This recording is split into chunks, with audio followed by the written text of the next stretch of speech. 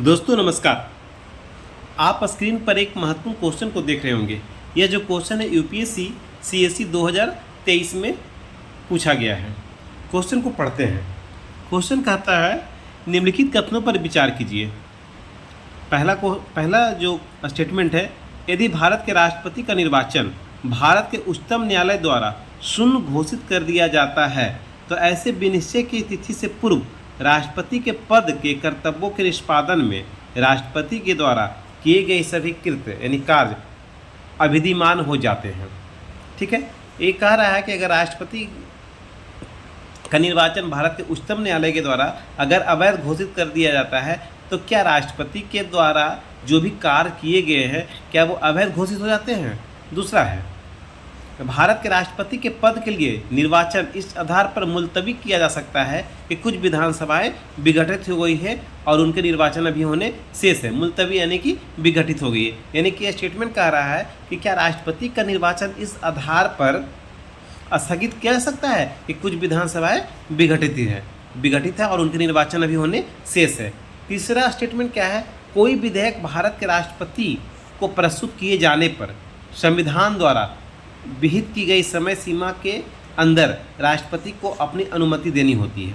ये तीन स्टेटमेंट है। इसमें पूछ रहे हैं कि कितने स्टेटमेंट सही है, तो हम पहले स्टेटमेंट की ओर देखते हैं। तो पहले स्टेटमेंट देखते हैं कि स्टेटमेंट कहता है कि अगर भारत का राष्ट्रपति का चुनाव जो होता है तो चुनावों से संबंधित विवादों का निर्णय कौन करता है, वो सुप्रीम कोर्ट करता है। तो सुप्रीम कोर्ट पहले उस के बारे में जांच करता है, चुनावी प्रक्रिया की जांच करता है और उसके बाद अपना वो निर्णय देता है। निर्णय के आधार पर अगर सुप्रीम कोर्ट कहता है कि राष्ट्रपति का जो चुनाव हुआ है वो अवैध है और उसको शून्य घोषित कर दिया जाता है, लेकिन उस चुनाव के बाद जो राष्ट्रपति निर्वाचित हुए हैं उनके द्वारा किए गए कार्य अवैध घोषित नहीं होंगे। ठीक है, तो इसका मतलब है जो पहला स्टेटमेंट है वो गलत है। वो उनके जो भी राष्ट्रपति के द्वारा जो भी कार्य किए गए हैं वो वैध होते हैं, वैध होंगे। तो इसलिए पहला स्टेटमेंट इसके अनुसार गलत है। दूसरा स्टेटमेंट क्या है, भारत के राष्ट्रपति पद के लिए निर्वाचन इस आधार पर मुलतवी किया जा सकता है कि कुछ विधानसभाएं विघटित हो गई और उनके निर्वाचन अभी होने शेष है। देखिए, भारत के राष्ट्रपति का जो निर्वाचक मंडल होता है यानी कि भारत के राष्ट्रपति के निर्वाचन में जो भाग लेते हैं वो कौन कौन लेते हैं, संसद के दोनों सदनों के निर्वाचित सदस्य, मनोनीत सदस्य नहीं, संसद के दोनों सदनों के निर्वाचित सदस्य और राज्य विधानसभाओं के निर्वाचित सदस्य, जिसमें दिल्ली और पांडिचेरी विधानसभा के भी सदस्य भाग लेते हैं। ठीक है, लेकिन अगर कभी कभी ऐसे सिचुएशन आ जाते हैं कि राष्ट्रपति का चुनाव घोषित है, राष्ट्रपति के चुनाव होने हैं और किसी राज्य विधानसभा भंग है या फिर राज्य विधानसभा उस दौरान भंग कर दिए जाते हैं, तो क्या ऐसी स्थिति में राष्ट्रपति का निर्वाचन टाला जा सकता है, क्योंकि उसमें बहुत सारे जो वोटर हैं वो नहीं रहेंगे। तो संविधान में प्रावधान है कि अगर राज्य विधानसभा भंग है तो उस आधार पर राष्ट्रपति का चुनाव स्थगित नहीं किया सकते हैं, यानी कि दूसरा स्टेटमेंट भी गलत है। तीसरा क्या है, कोई विधेयक भारत के राष्ट्रपति को प्रस्तुत किए जाने पर संविधान द्वारा विहित मतलब निश्चित की गई समय सीमा के अंदर राष्ट्रपति को अनुमति देनी होती है।